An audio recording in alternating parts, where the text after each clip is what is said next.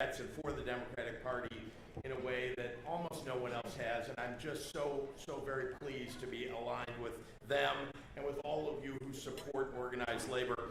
I want to recognize our great Illinois Democratic Party chair, Lisa Hernandez.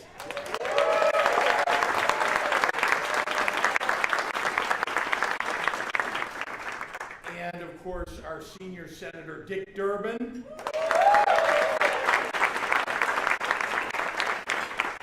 And one of, I guess, several women that really has my heart because she's a hero to me, and that's Senator Tammy Duckworth. I don't want to forget my friends in the General Assembly. Thank you all very much for the work that you've done. Everything that Steve talked about a few minutes ago is because of the work of the General Assembly, Democrats in the General Assembly. So thank you. Thank you. And of course, we have a whole bunch of elected dignitaries here, and I thank you for the work that you've done to make this the greatest Democratic Party that Illinois has ever had and in the entire country. So thank you. Now, as you walk the convention floor in Chicago today and each day of the convention, be proud of who we are as Illinois Democrats. Everyone knows, of course, that we're a big blue state in the middle of the country. But what many people don't know is that what you all know, which is over the last 50 years, we've had more Republican governors than we have had Democratic governors, and more years of Republican rule in the governorship than we've had Democratic governors. It seems crazy, but it's true that when I serve out just the end of this second term, I will be the longest serving Democratic governor in the history of Illinois.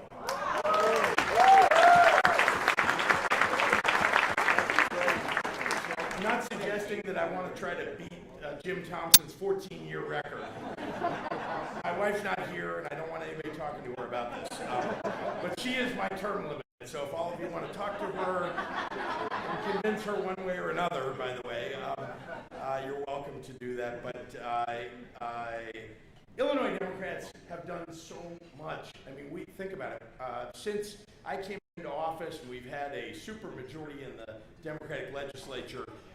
We have raised the minimum wage to a living wage. We have eliminated grocery taxes. We're canceling medical debt. We've lowered small business taxes. We've reduced the cost of prescription drugs. Democrats raised teacher pay, and we amended our Constitution to guarantee workers' rights. We expanded voting rights and LGBTQ rights, and we enshrined reproductive rights into law, making us an oasis for women throughout the middle of the country whose states have criminalized women's health care.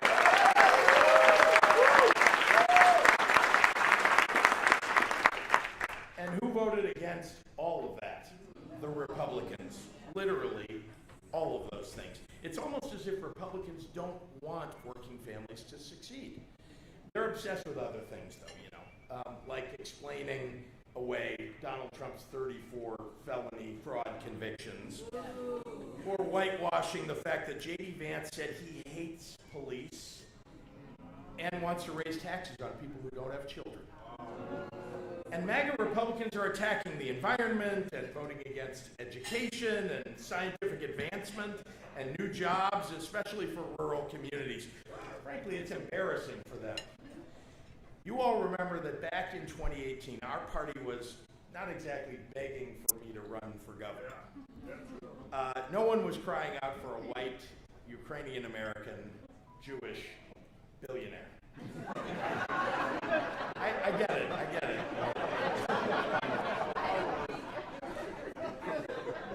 But I'm a Democrat.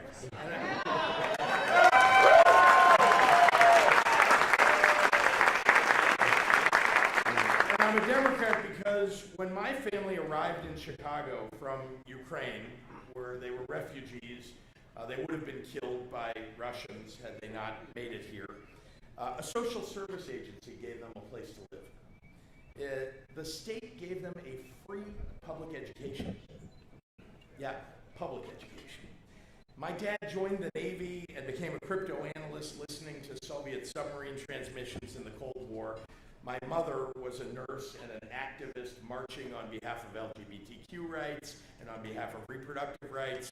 Frankly, she was fighting for societal change before her time, and I whenever I think of her, and she passed away in 1982, but whenever I think of her, I think I have so much more still to do to fight for women's rights and LGBTQ rights, and frankly, whenever we accomplish anything, I think she is maybe looking down and applauding what we're getting done in Illinois. So thank you. So, call it nature or call it nurture, but those values, fighting for personal freedoms, for our veterans, for health care that everyone deserves, for a chance to make a better life for your family, well, that's how I was raised, and that's what I believe, and that is why I'm a Democrat. Those same values and that passion define who Vice President Kamala Harris and Tim Walz are, and I don't need to tell you that if we fight hard enough, in 78 days, we will defeat Donald Trump and make real progress for working families across America. So I know it's early in the morning, but I gotta ask you, are you ready for the fight? Yeah! Illinois Democrats, are you ready for the fight? Yeah! Let's go get it early.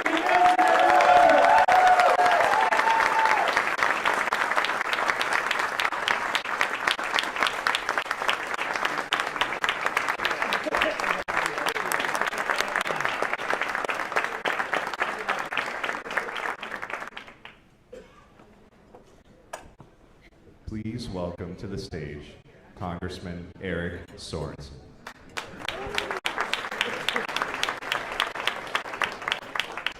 Tough act to follow. The Democrats, are you ready to go? Before I begin, I'm going to tell you a story. I'm new to the United States House of Representatives. I grew up in Rockford, Illinois. I know there's some Rockford people here. All right. As a kid, all I ever wanted to be was the weatherman on Channel 13 in Rockford, Illinois. But you know what? I got to live the dream of my childhood. There was one thing, though, that my mom did in 1984. Is she pulled me out of St. Edward's Elementary School. She didn't tell me why she was taking me out of school. But she took me to the Rockford Airport, and I remember hanging on that green fence, and I watched Air Force One land over my head. Now, in 1984, if my mom would have been able to say, you know what, Eric, the next time Air Force One lands at the Rockford Airport, you're going to be on it with the President of the United States. Because in 2023, I was able to welcome President Biden to my district, to Rockford, Illinois, to celebrate the end of the UAW strike and the opening of the Belvedere Stellantis plant.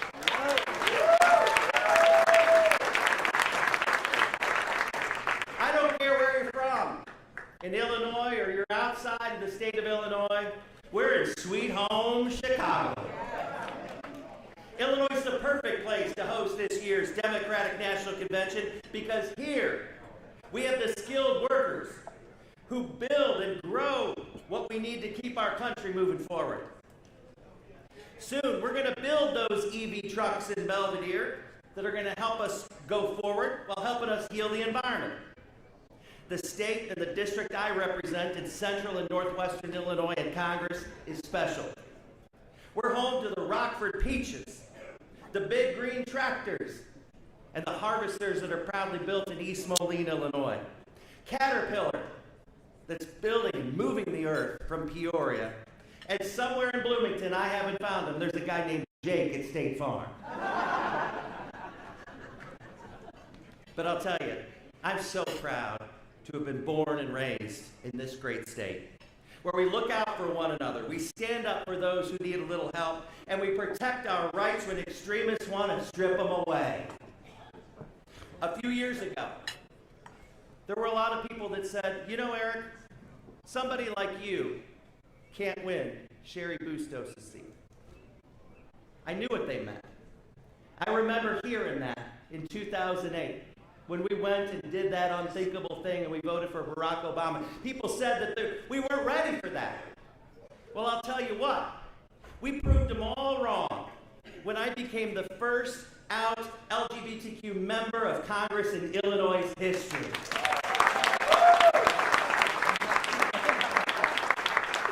Now I'll tell you, I'm the only meteorologist too. But I spent 2 decades of my life in Rockford and in the Quad Cities talking to farmers about climate change. And when you think about this, I was talking to farmers about climate change, and I just got endorsed by the Illinois Farm Bureau. So many of my colleagues, they shied away from climate because they thought it was going to separate our audience. But you know what? I earned the people's trust, not by getting it right every day, but by being there with the information that they could trust. So when the storms were at their worst, I had to be at my best. Now I'm working to earn their trust with fewer, lower costs, investing in infrastructure, and protecting abortion rights. And you know what's going to happen? Not just my re-election in my frontline seat, but in 78 days, Vice President Harris and Governor Walz, they will earn our trust too. It's not just what we make in Illinois that's special. It's what we are made of.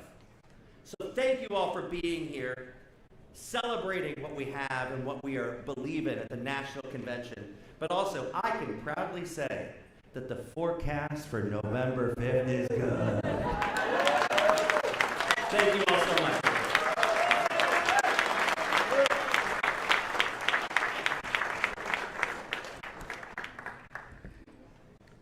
Please welcome to the stage Speaker of the Illinois House, Chris Welch.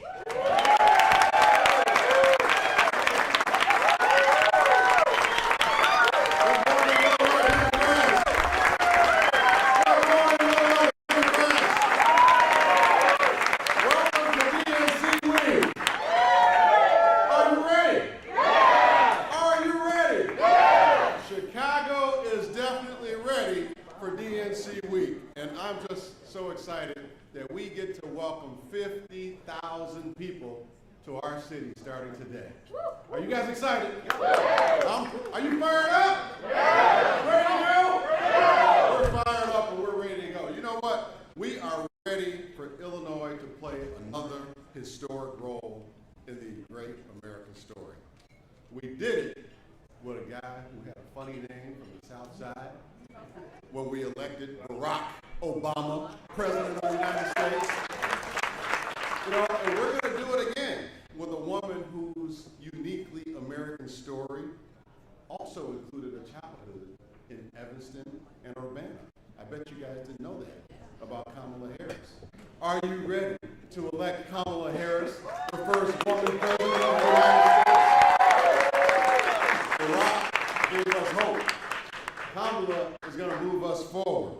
And I got to tell you, I'm so excited to help move this country forward with our next president. Illinois has long played a significant role in the American story. You know, this past Friday, I had the honor and privilege of getting invited to the White House. And, you know, I've been to the White House many times before, and, you know, I thought it was going to be very similar to past, you know, visits.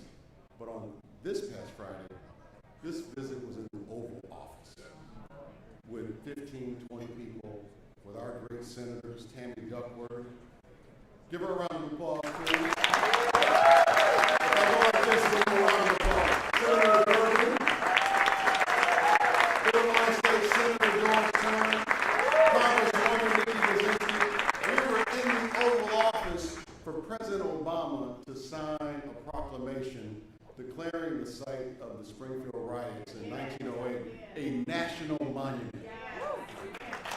A national monument.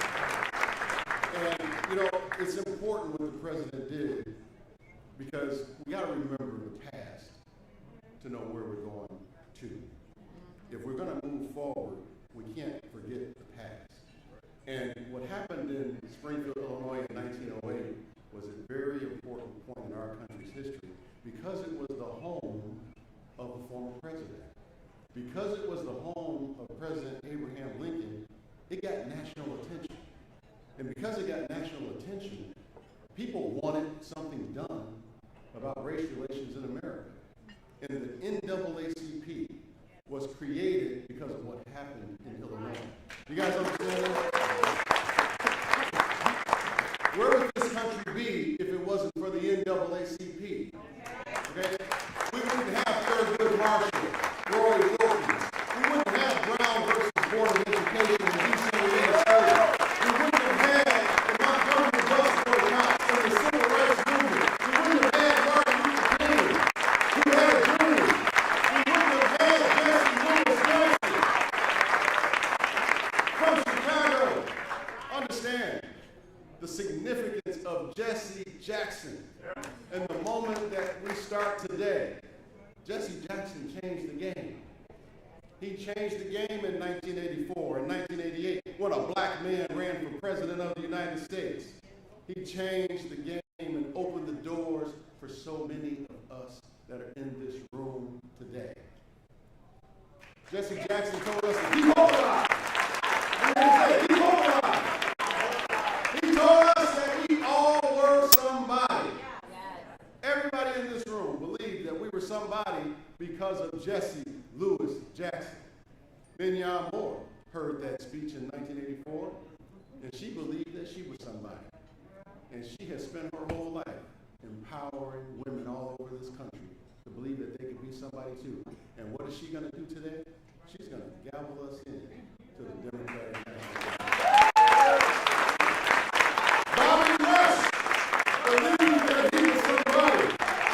A former Black Panther, always Congressman. Bobby Rush is somebody.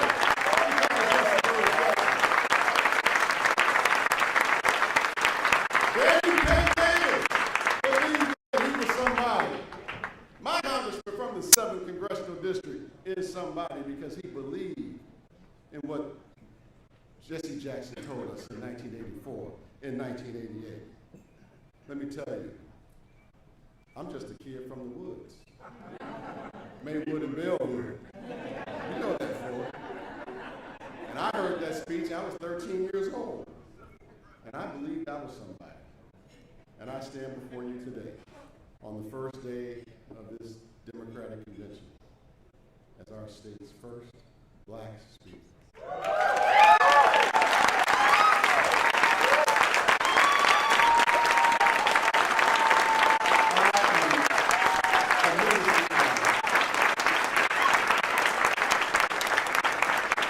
I'm here because of the representatives in this room. Representatives, please stand up. Please stand up. You're somebody. You're somebody. You're somebody. You're somebody. We're all somebody. Making history in Chicago. Moving this country forward. Now, what's at stake in this country in the next 78 days is so important. Let's make sure we understand and tell people for the next 78 days that there are two different visions for this country. Two different visions. We have someone leading a party that wants to reverse everything that we have gained in this country. They want to reverse voting rights. They want to reverse abortion rights. They want to reverse workers' rights, Terry. They want to reverse LGBTQ plus rights. And they want to ban books and erase history. Do we want to go in reverse? No! Anybody want the shuttle bus today to go in reverse now, 290? We want the bus to go forward.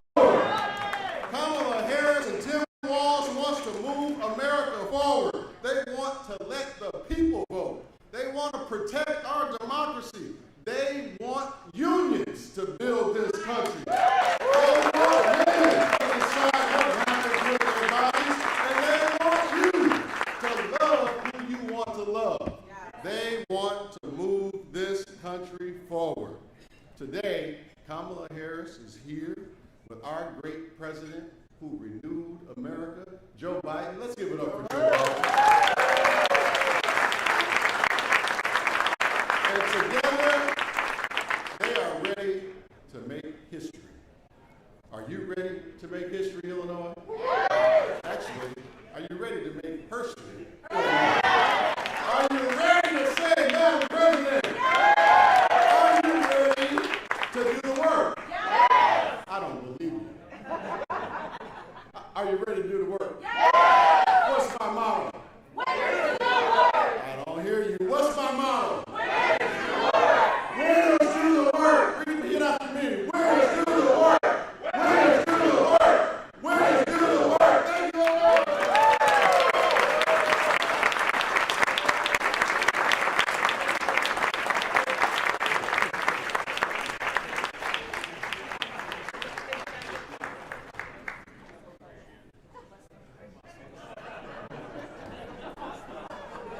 Now, please welcome First Lady of Minnesota, Gwen Walz.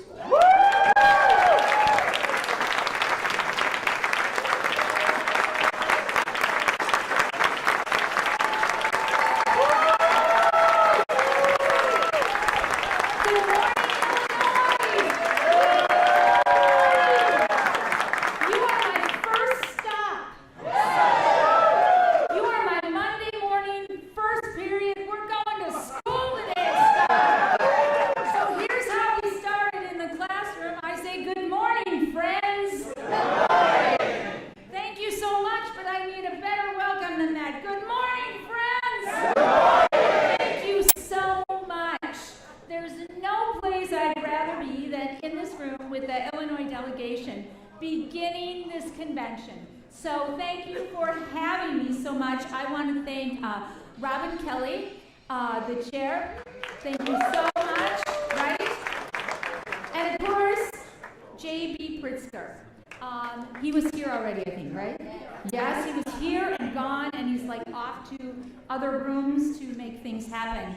And I've gotten to know him through the Governors Association, and we're so appreciative of all that you've done.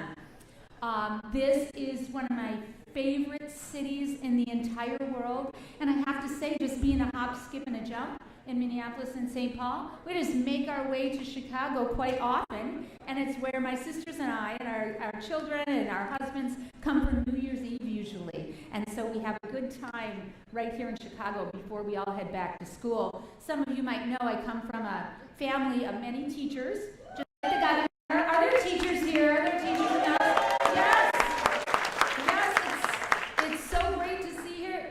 And we are about ready for back to school. So I want to thank you personally for hosting this 2024 Democratic National Convention in your home state. We feel so welcome and so privileged to be here. My name is Gwen, as we said before, and I am really excited and proud to be part of Team Harris Walz. Right? I think this is day 10. It's fast. But I can't think of a better team than Kamala and Tim. They have both spent their careers fighting for middle-class families. And you've probably all been seeing that or maybe reading a little bit about it. But they're families like the ones that they grew up in. And they want to give everyone a chance at the American dream. And isn't that what we all want? Everyone. That's a key word. All of us and everyone. That's how we think. And together, right? Together we're going to do this. Okay, thank you for that. Remember, you're my first group, so I'm warming up here. So come on. Together, Kamala and Tim will fight for the future that all of our children deserve. So it's been, like I said, just a little bit more than a week since Tim joined the ticket. So I wanted to just take a few minutes to introduce myself. Is that okay? Yeah. Okay. So, I am a mom.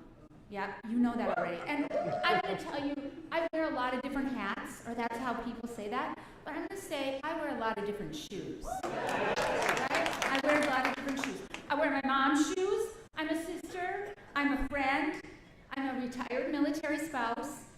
Right now I'm the First Lady of Minnesota, which is a pretty good gig. And for so much of my life, I've been an educator. Yeah, that's a true fact.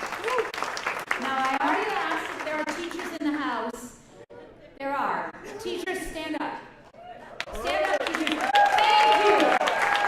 Thank you, teachers, for your work. Right? Like Tim Walz said, we're taking you to school, right? Right? And that's how Tim and I first met. We were both teaching in Nebraska. He taught social studies. I taught English. And we even shared a classroom. You know how this goes in schools. There was this old choir room, and they put a divider right down the middle. It was a thin divider, too. And my classroom was on one side, and his classroom was on the other side.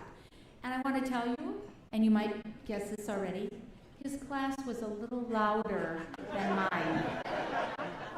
There was just so much energy in that classroom.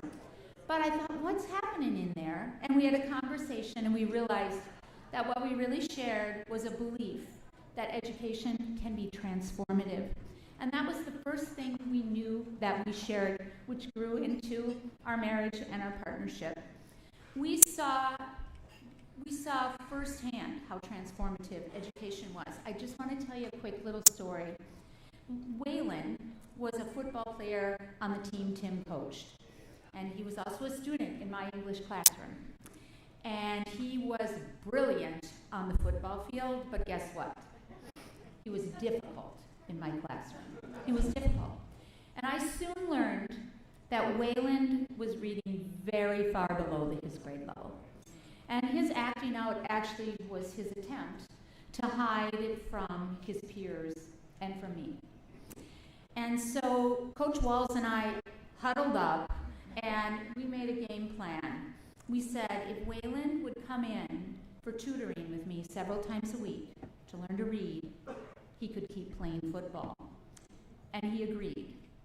And he worked hard. And I started to see some of what I saw on the football field in my classroom. His reading began to improve, and he continued that tutoring, even after the season ended. We never discussed it, though he just kept reading. Tim would often cross that divider in our classroom, and he'd come and read with Waylon, and he'd cheer him on, and we'd talk about books, and we'd talk about what we were reading next. And at the end of the year, Waylon had confidence in himself, both on and off the field.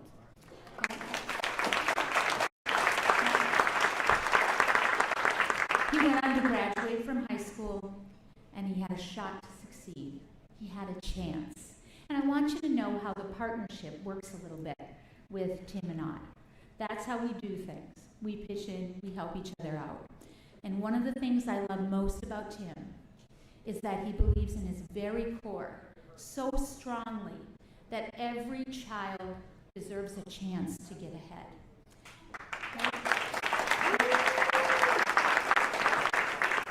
And as I've watched Vice President Harris and gotten to know her even better, bus tours in Pennsylvania will do that for you. I know she shares that also. And it's a vision they're going to fight for every single day in the White House. And as we build the future for our kids that we can be proud of, we are going to do this together. Now, you don't know my mom, but I think some of you know my mom. My mom is now a retired PE teacher and a science teacher. She's just going to turn 86 quite soon. Still substitute teachers on occasion. Church organist. Still gives piano lessons. I have 3 sisters. My mom will be here. You might know it. She would say to me growing up, Gwen, do the work that's in front of you. Now, when I was young, like 6th grade, 7th grade, I thought that meant the dishes. But that's not what my mom was talking about. It was much more profound than that. It was much more about listening and seeing what was in front of me and realizing and recognizing a world, an ever-changing world. It's advice that I find both thoughtful and actionable. So I'm giving you my mom's advice this morning, but I'm also asking you, as delegates to this convention, to embody this advice. I know you already do, because you're here. But we have 78 days to go. 78 short days to make history. 78 days to do the work together.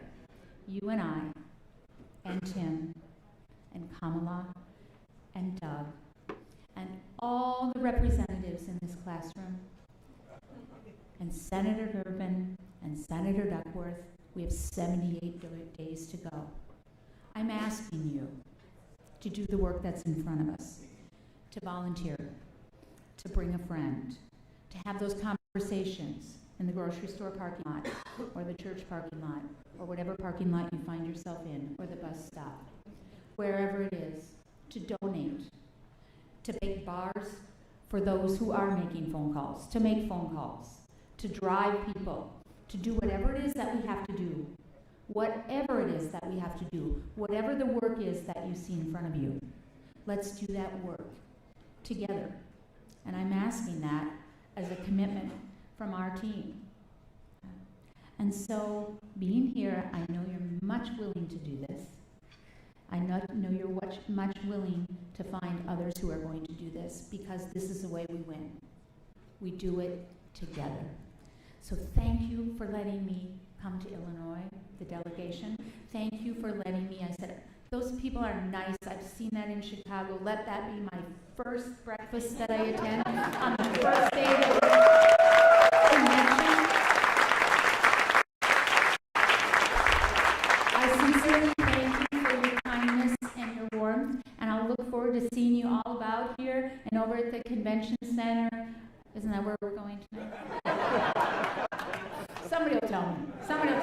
Right, I'll get to the right room. But my most sincere thanks for your commitment, your work, and your friendship. Let's win, because when we fight, we win!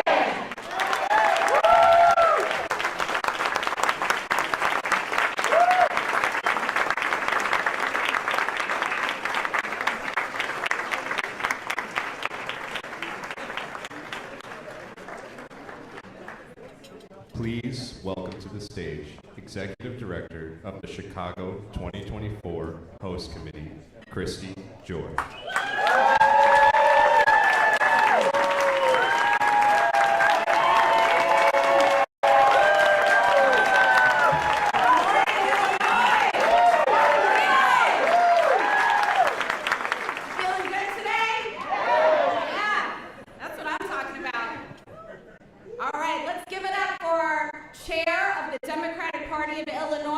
Hernandez. Thank you, Lisa, for all you do. Now, I couldn't think of a better way to kick off this convention than right here with all of you Illinois Democrats doing the work every single day. Give it up for yourselves. There is so much energy in this room. It feels so beautiful, so good. We haven't felt this in so long, right? It's an incredible moment. We are witnessing history right now, and every single one of us is taking part in it. I can't believe that I've got the honor and privilege and pleasure to be in this role. I've got 2 little girls that are at home right now. They'll be in the United Center on Thursday watching Kamala Harris accept the nomination to be the top of the ticket for the Democratic Party, who will then go on to become the President of the United States, the first Black woman President of the United States. Now in Chicago, we make history. This will be our 26th time hosting a political convention. Our first time was in 1860 when we nominated Abraham Lincoln. Isn't that a trip? And there is no better way to do it than with all of these folks in this room and with our partners in union labor who are powering our convention. Let's give it up for our unions. Now, with the Host Committee, we have partnered with unions, we have partnered with so many different organizations. We've recruited over 17,000 volunteers. We've got another 15,000 on the waiting list. That means we've got 30,000 people that want to take part in this convention, just serving their city, serving their state, serving their region, and serving their country. That is the energy that is coming to this convention. We've shattered our fundraising goals. We've raised over $94 million for this convention. And this convention is our opportunity to share our successes, to set the agenda for the future, and to show the entire country why Illinois is leading the way. So as we look ahead for the rest of this week, let's carry this energy forward and all of this momentum with us. Every single conversation we have, every meeting we have, every hand that we shake, it is an opportunity for us to push our values forward, to bolster Chicago's standing in the world, and to prepare for the critical elections ahead. Let's embrace this moment. Let's take pride in what we have accomplished here in Illinois. And let's commit to all of the work that still needs to be done. You all in this room are changing this state. You are changing our country, and you are changing our collective future and the future for our children. So thank you so much. Let's have a great week. Illinois Democrats, you're better. Thank you.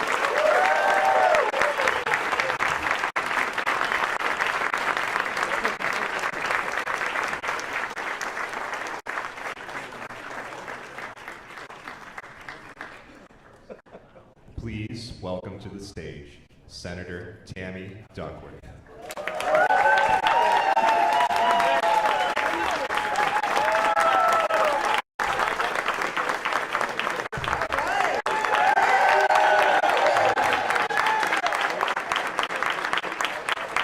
Let me tell you that this convention, we were saying that our motto was 96, not 68. From now on, everyone will be trying to live up to 2024. And it's going to be because of Christie George and the hard work that she and her team have put together. After months, actually years of hard work, I am so incredibly proud and excited to welcome the world to our great state and our great city this week. And you know, when we had the dream of bringing the DNC to Chicago, it was because we knew that our state and our city could show off the best of what Democrats in America have to offer. We could send the message. This was my pitch to the Democratic Party, was like, where else are you going to go where you're going to see a state that has rebuilt its economy by electing a Democratic governor after a Republican one tried to drive it into the ground? We've had 9 credit upgrades. We've had, how many balanced budgets so far, Mr. Speaker? 6 balanced budgets so far. A city that rebuilds itself, a state that rebuilds itself on union, hard work, and labor, growing the middle class, still bringing in foreign direct investment, getting named the Midwest Hydrogen Hub for the entire nation, winning hubs for technology, for ag, all of this stuff. Where are you going to have that other than right here in Illinois? And that was the pitch I made, and they realized that this was the best place to launch the next president of the United States, to launch him. And that's what we need to do for Kamala and for Tim. We need to be the rocket fuel. The rocket fuel that launches our Look, we here know, right? We know that the Midwest is more than just the physical and midpoint of our country. We're more than just the heartland. We are the heart of our nation. And we've been talking so much about families and the need to support working families, and Gwen just talked about education and kids. We understand the kind of policies that work for working families. It is very different than what Republicans want to do. And if you look at what they're saying that they want to do things like eliminate the Department of Education. Unbelievable. You know, our policies build communities, we move people forward, we create opportunities for families to succeed. By being a stronghold of organized labor, we protect workers' rights. We raised the minimum wage before most of the rest of the country did to $15 an hour. And guess what? The sky didn't fall. People didn't flee. We actually continue to grow our economy. We are safeguarding reproductive rights, not just for the people of Illinois, but for everybody around us and all over the country. Because we believe that no one, certainly no government official, should ever come between a woman and her right to make decisions about her own body. And here in Illinois, we also know that valuing human life also means passing common sense gun legislation that makes us all safer. And you know, Bobby and I, for the longest time, have introduced and reintroduced, and we're going to continue to reintroduce a national FOID card program. Common sense legislation. I hear all the time from gun owners, like, I don't want the government to know that I have a gun. I say, well, do you have a hunting license? Yes, I do. The gun knows you have a firearm. You know, it's crazy. Listen, you all as fired up as I am about November and the history that we're about to make, and that's the important part, the we part, because we know to have that celebration, we have to continue to work and get our people and our friends and our families and our acquaintances and our coworkers to the polls. We've re-energized the kids. we need to make sure that all the coconuts get out there and vote.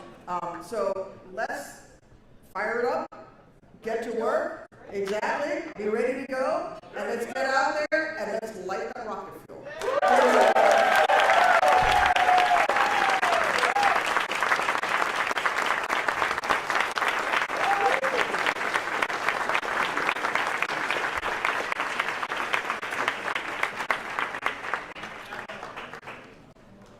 Please welcome to the stage Mr. Terry O'Sullivan.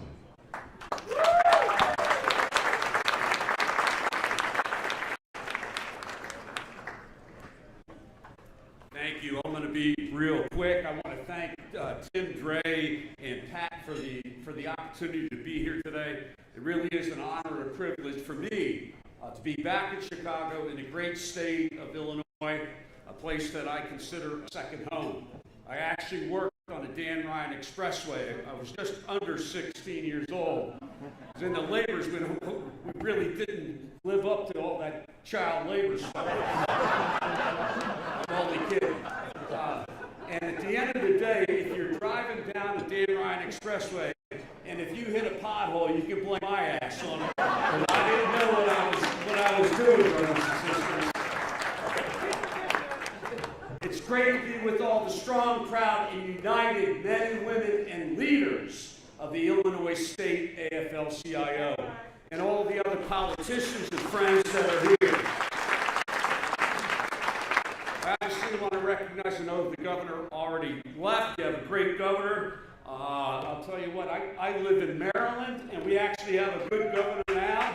A hell of a lot better than what we had before. Senator Duckworth and Senator, we have two senators here, and at the end of the day, Senator Durbin, I can honestly say this, I have never been in their office, and the reason I never was, because I wasn't going to waste my damn time, because I knew where they stood each and every time when it came to the rights of union members and working men and women in our country. Thank you for the great job. And I know our congressman, who is a meteorologist, I can't even say it, all right? At the end of the day, I'm not. But I think you can tell like we can tell. The winds are changing. The weather has changed. And we're going to elect Kamala Harris and Gwen Walz as the next president and vice president of the United States of America. We have our speaker who is kick-ass. She did it once again. Thank you, Speaker, for all that you do. And Steve Powell, a fairly dangerous character that most of you know.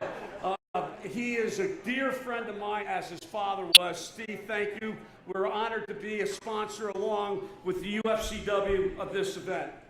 Now, I was president of the laborers for just under 24 years. Now I'm the chairman of ULICO, which is one of the proud sponsors. We have Eric Dean, general president of the Ironworkers, that's with us here today. And I will say this. ULICO is a financial and insurance company. We probably have a couple of $2 billion that we've invested in the infrastructure here, not only in Chicago, but throughout the great state of Illinois. There is somebody that is not with us today. Unfortunately, he's here with us in spirit, and that is Ed Smith. Yeah.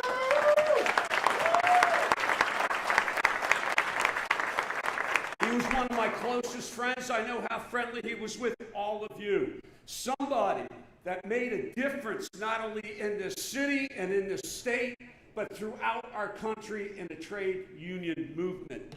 He was one of the finest, brightest, and most determined labor leaders and individuals that I ever met. So please give it up again for somebody that will always be with us, whether he's here in person or not, but his spirit resides in this room. His spirit resides in our union and throughout our country, the one and only Ed Smith.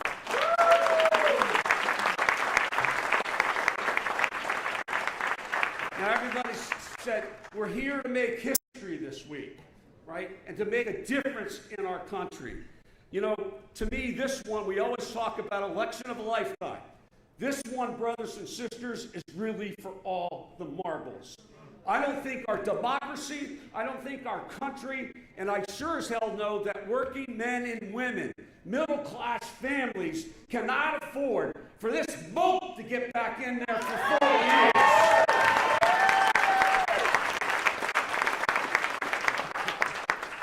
I'm energized and excited, and at the same time, I feel bad.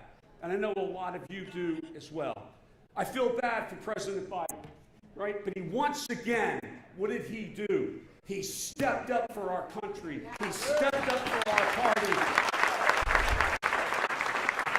And he was one of the finest, not only presidents, but labor presidents that we've ever had in the history of our country, brothers and sisters. And it's high time. My mother used to wash my mouth out with soap till I got to the degree that I actually like the taste of soap. But I will tell you one thing. This sexist, racist, draft-dodging, lying son of a bitch has got to go.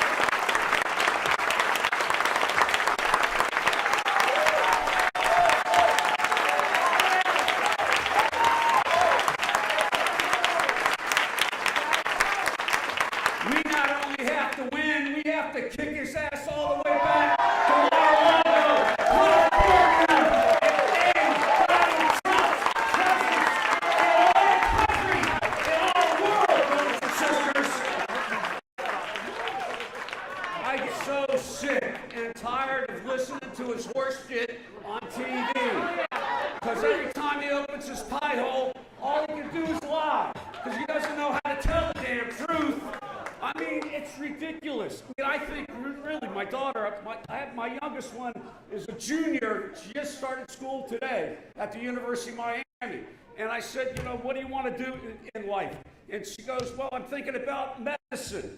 I said, well, why don't you be a brain surgeon? Because there's plenty of assholes in our country that need lobotomies that support Donald Trump. You know, again, we know what we're up against. We are the trade union movement. We are politicians that have supported us every step of the way. And God bless you. And I mean that. Thank you from the bottom of our heart. And we are in for the fight. The speaker talked about, are we up to it? You bet your ass we're up to it. Right? And we're going to finally put a fork in this guy and get the job done. You know what? When the bell rings, we come out swinging. We won't back down. We won't stand down. We won't step down. We won't be kept down. And we won't be held down. We are the labor movement. We are the great state of Illinois. And it will be your spark that lights the fire, that leads to Kamala Harris being our president of the United States and Tim Walz being our vice president.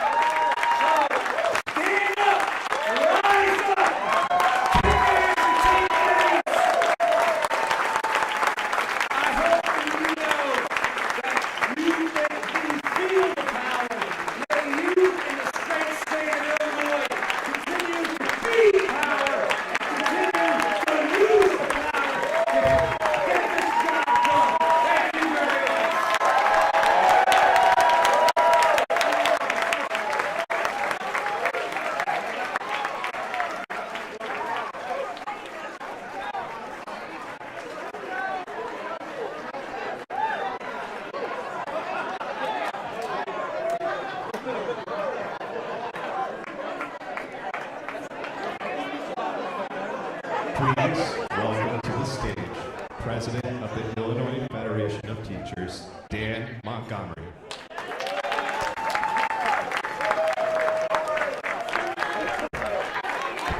Well, I know I had it in my contract that I never have to follow Jerry O'Sullivan. They said I was going to follow Cory Booker. That would have been bad enough. Hats off, Mr. President. Thank you for that. I'm Dan Montgomery. I'm president of the Illinois Federation of Teachers. I'm the first out gay labor leader of a statewide union in Illinois. Took me a while to say that. Most importantly, I represent 100,000 plus pre-school, pre-birth teachers, support staff, paraprofessionals, college professors in public and private, public employees under every constitutional officer in this great state. Our members are proud labor unionists. They're not just educators, they're labor unionists. And let me tell you, the work we do is committed to increasing the Speaker's supermajority, increasing President Arm's supermajority, re-electing Eric Sorensen, re-electing Nikki Brzezinski. I love that Speaker Welch says, what's the line? Winners do the work, right? Winners do the work. There's a theme here this morning, and it's work. Work is sacred, it's labor, but it's what you must do to get the job done. I'm proud in Illinois that our elected officials in the House, in the Senate, our officers, the governor, Chair Hernandez, thank you for this morning and everything you do.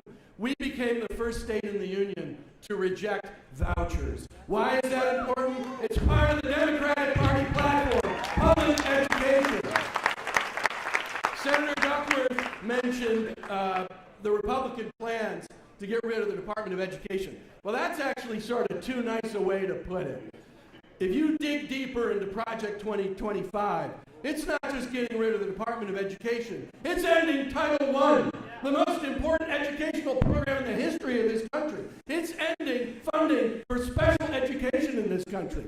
That's the tip of the iceberg. That's what we're up against. So I want to say, a couple weeks ago, all AFT members were in Houston for our convention. And it just so happened that the Monday of our convention was right after President Biden announced that he wouldn't run. President Biden, Terry, I'll tell you for sure, the greatest labor president in the history of this country. Thank you, President Biden. Now, he and Jill Biden did something never done in the history of this nation, aside from coming to a strike line.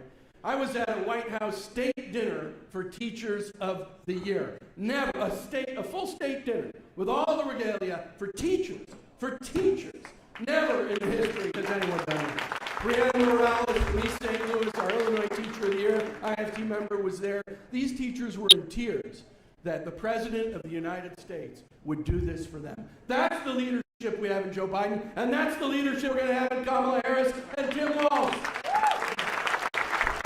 When Kamala made her announcement at our convention, the place went wild. We were ready to work for Joe, but let me tell you, the energy, the excitement for Kamala and Tim is real, it's palpable. Our members are saying, hey, I was going to work hard for Joe, I'm going to work hard now, I'm going to get all my friends to work hard for Kamala and Tim. We are working for Eric, we're working for you, for the Senate President, we're working for Nikki, but we also have members who already have been to Detroit.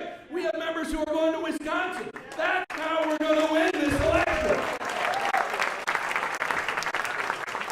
So thank you all. Can I just have all the labor leaders in this room stand?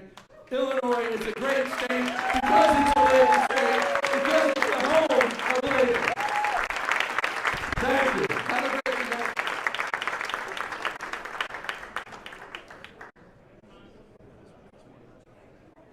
Please welcome to the stage Executive Director for the Hispanic American Construction Industry Association, Jackie Gomez.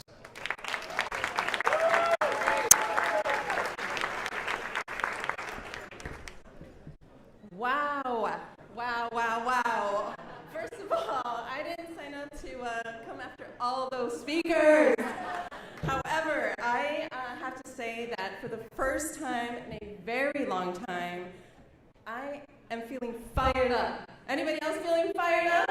Fired up! As we gather here in this great city, in this historic election, I can't help but feel, I don't know, what do you call that? Excitement in the air? Yeah, that's the feeling. It's excitement in the air because we know that this is no ordinary convention. This movement will shape the course of our nation's generations to come, of our nation for generations to come. And it's an honor to have the convention here in Chicago, my hometown, because it embodies the spirit of progress, diversity, and unity that defines this party. From the bustling streets of Chicago, where I grew up, to the rural communities that stretch across Illinois, it reflects the heart and soul of America. Our history is so rich with stories of everyday people that are rising up to demand justice, equality, and opportunity for all. But as we near today's breakfast, the close of today's breakfast, I wanted to share a little bit something from my heart. Because this election is more than historic for me. It's actually quite personal. Not because I'm a woman, a Latina, a woman of color, or not because I advocate for minority women-owned businesses as my professional career, but it's because I'm a mother. You see, I have 2 young girls.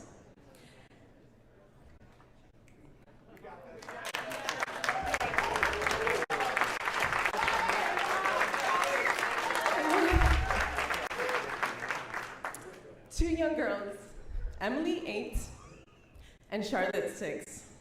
And one morning, it was my day to take them to school. My husband, we alternate days, right? We were on time, woke up early, they were in a good mood, which then I get in a good mood, so we're all in a good mood. I make them a hearty breakfast, we're not rushing, we go to school, and on the car ride, we have conversation, and I like to always, ask them their thoughts of what they think. So that morning I asked them, what are we feeling like today? Like, what would we like to do, as we grow up? Like, do we want to design bridges? Like, do we want to be an engineer? Do we want to be a teacher because we love our teachers? Do we want, what do we want to do? Or, I threw out there, and this was months ago, right? Months ago. And I said, or do we want to be president of the United States? My daughter, Emily, was like, Mommy, women can't be presidents of the United States. Broke my heart.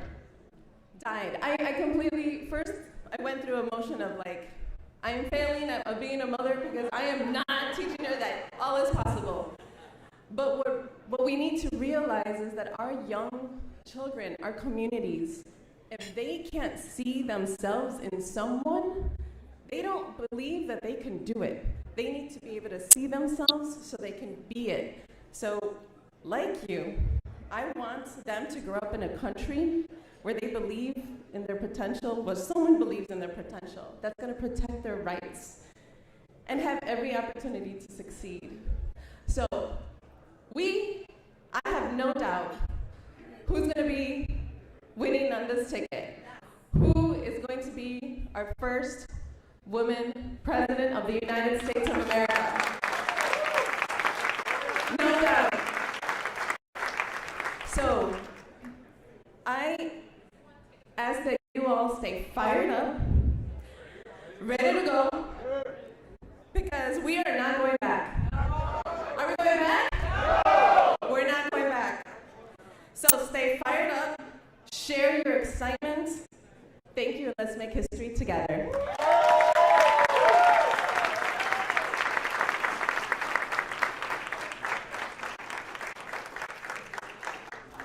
Please welcome to the stage Chicago historian Sherman D. Thomas.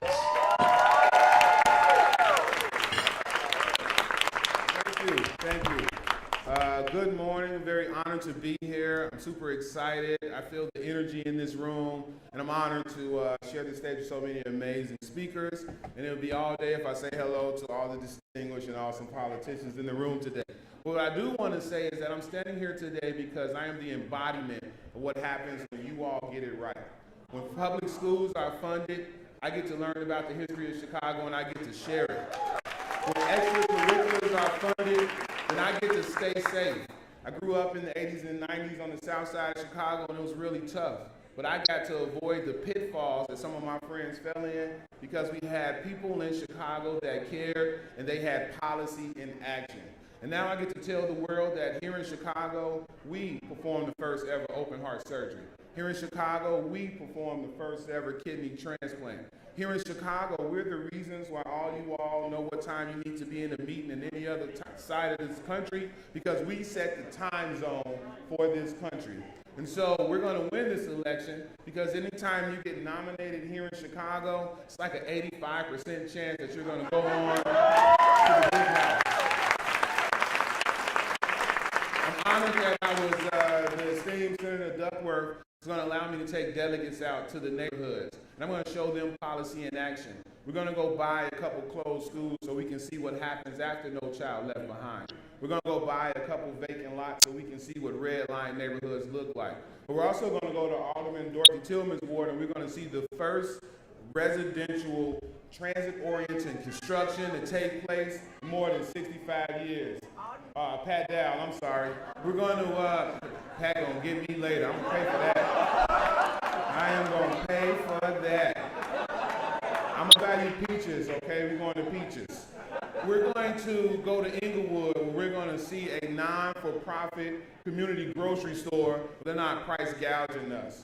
I'm going to take people all throughout Chicago. And of course, we know that Kamala Harris is going to win because she's nominated in Chicago, because everything dope about America comes from Chicago. Thank you very much.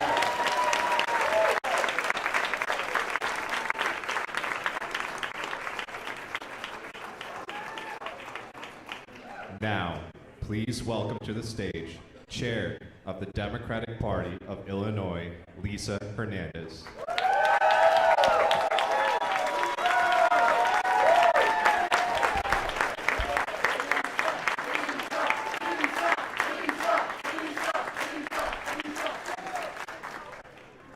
Well, good morning. Good morning. I'll tell you, it's finally come. The day has come. All that work, all that sweat and tears, it's here. The day is here. Thank God. Well, welcome everyone to the DNC in Chicago.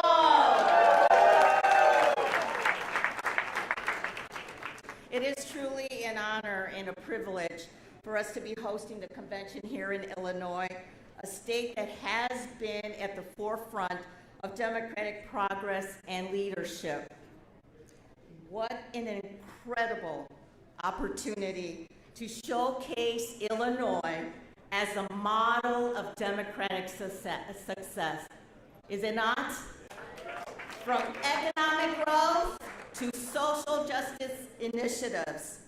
I am so proud that Illinois, under the leadership of Governor J.B. Pritzker, has led the nation in progressive policies, including economic development, infrastructure improvements, and protection for civil rights.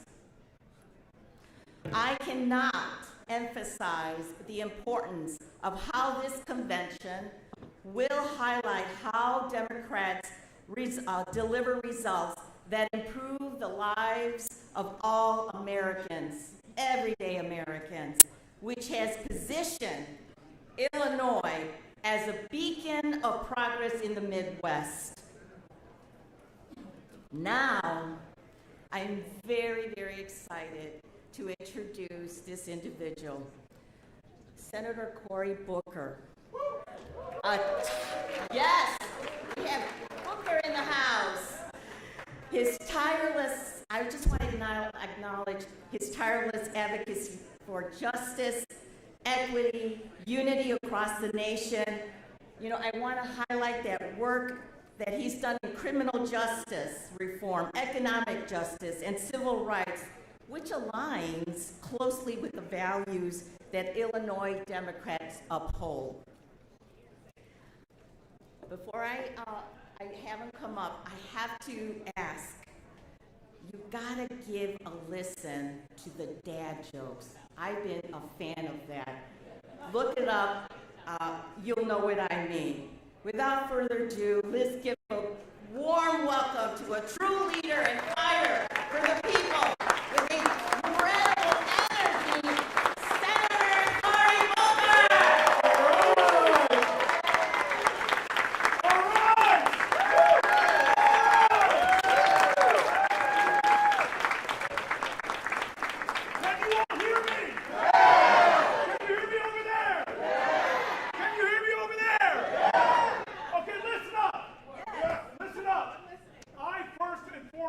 want to say thank you all. This state is hosting one hell of a party.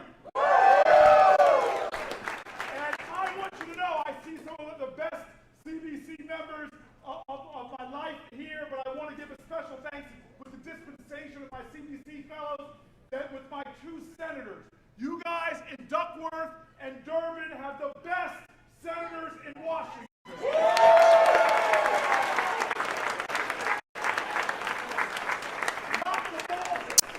Not the boldest, but the best. I want to tell you all, this is incredibly exciting to me. The energy, the enthusiasm, the spirit, the electricity, it is all at a high level. But we have to understand, this is going to be a great week, but we have 80 plus days to go. This is where the work happens. So much is on the line. So much is at stake. I know this is a Democratic Party convention, but everybody has to understand, we are the party that is healing this country. We're the party of we, not the party of me. We're the party of inclusion and not exclusion. We're the party of the people because we're the party of Medicaid and Medicare and Social Security, of union rights and labor rights. We're the party of public education. We're the party of women's rights and reproductive rights. We're the party of civil rights. We are the party that believes every American has dignity and worth. This is not just a Democratic Party thing, this is an American thing. Our creed and our calling is not just for us to get along. Our creed and our calling is for us to love one another more than ever in our nation right now. That is the call. I got to know Kamala Harris years before she got to the United States Senate. And she and I talked a lot about the need for healing, because even back then, in the early 2000s, we saw our nation being torn apart by rising hate and rising conflict. People who began to believe that the lines that divide us are stronger than the binds that tie us. Well, that's just not true. So I want to give you all a challenge this week. Challenge first from me, but I'm going to end with the challenge that Kamala Harris gave me. The challenge that comes directly from me is to remember, how we fight is how we win. Not just when we fight, but how we fight is also how we win. Donald Trump is trying to take us down a dark road, but we are people of light, and all of us have to be light workers. Now, the challenge from Kamala Harris is a little more interesting, and this is really where I want to end. And I want to tell you, when I got invited by your party chairwoman to speak here, she is an extraordinary woman, and I want to thank her for giving me for a little while her daughter to work on my staff in the United States Senate. And so I think she'll remember this, but this was a very historic day in the Senate. You see, we were all on the floor. Very rarely are all 100 senators on the floor. And it was an exciting moment because we were all there voting to confirm Ketanji Brown Jackson to the United States Supreme Court. Now listen. This is very, very fascinating to me because one Republican senator hadn't come to vote. We're all waiting for the last vote to be cast, and soon we realized it might take a few minutes. So a lot of us got up, a lot of us are pacing. I'm pacing back and forth, getting very emotional, trying not to cry because my staff will only allow me to have one public cry a month. And so I suddenly bump into another guy on the Senate floor. Now this guy has more titles than the Newark Public Library. Reverend, Dr. Senator Raphael Warnock. Now, he bumps into me and he immediately sees my struggle. He says, Senator Booker, should I pray for you so you don't cry?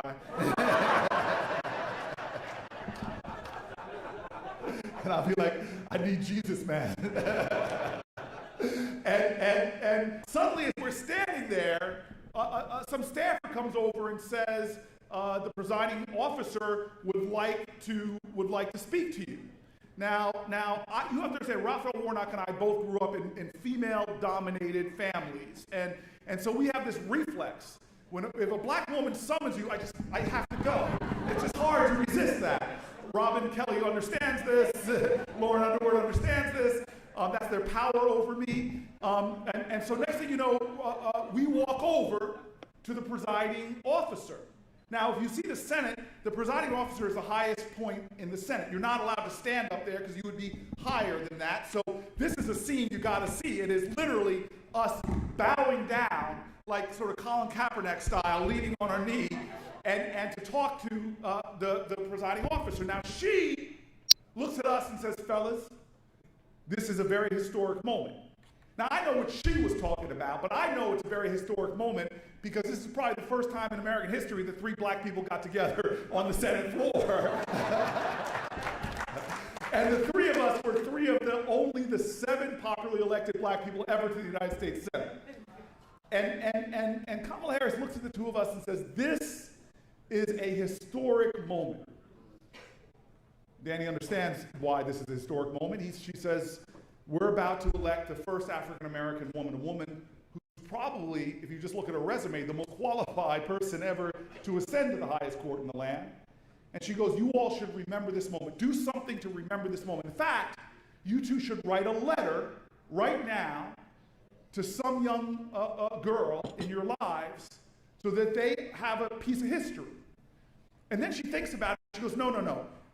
She opens her leather binder and she goes, you take my stationery.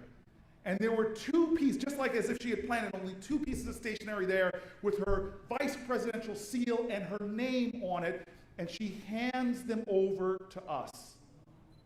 We both got chills. Now, Reverend Warnock, he's not from Jersey. He's a little bit more obedient than us Jersey people. And he goes right back and he writes his letter to his daughter. Now, I happen to be part of those childless cat people in America. I see some others in this room. You all are catastic. You all are clawsome. These dad jokes are perfect. Come on, Executive Director, I had to do this. What do you call a guy like me with no kids that still tells dad jokes? You call him a faux pas. Oh, the pain in this room is palpable. It's palpable. All right, so I now have this burden. I have to write a letter. I see Tammy Duckworth here. Oh my gosh, Senator, I'm sorry I'm doing this to you. I'm making this very difficult to hear.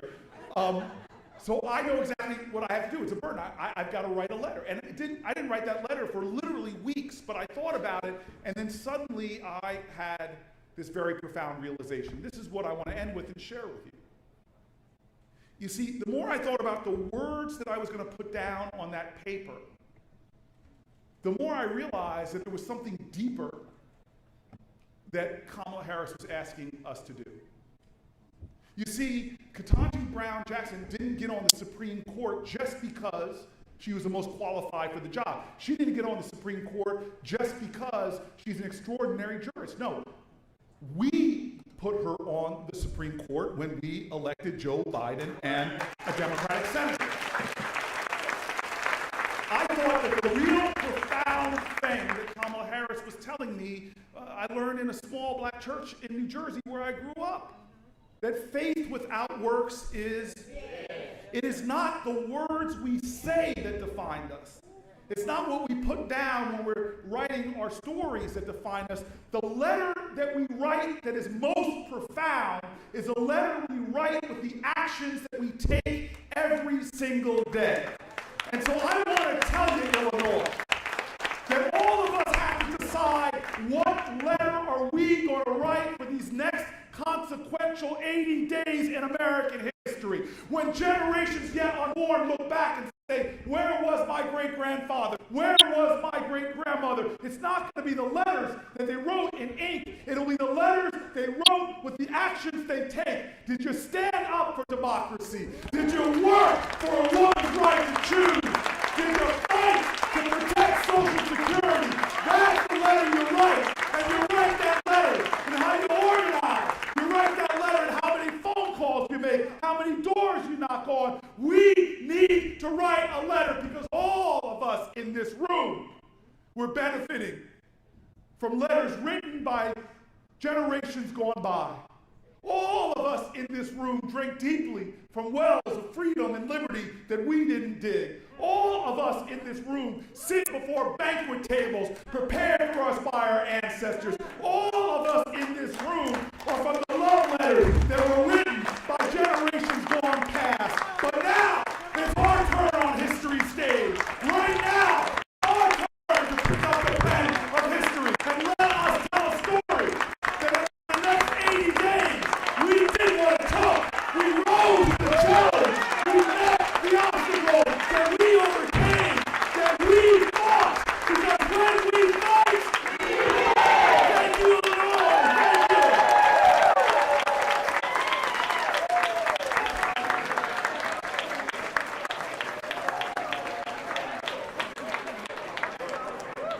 Speakers and officials that are joining for the media Q&A, please gather on the stage.